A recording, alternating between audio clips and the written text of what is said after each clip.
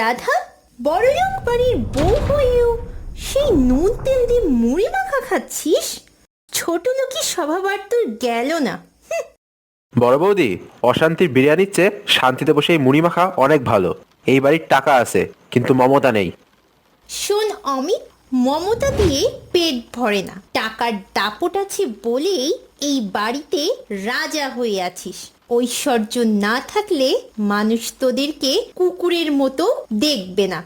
ঠিক বলেছিস রে বৌমা, টাকা নেই বলেই আজ তোর অসুস্থ স্বামী হাসপাতালে, আর তুই তাকে দেখার চেয়ে তোর কাছে টাকা পয়সা এই গহনাগাটি গোছানোতেই বেশি ব্যস্ত হয়ে রয়েছিস।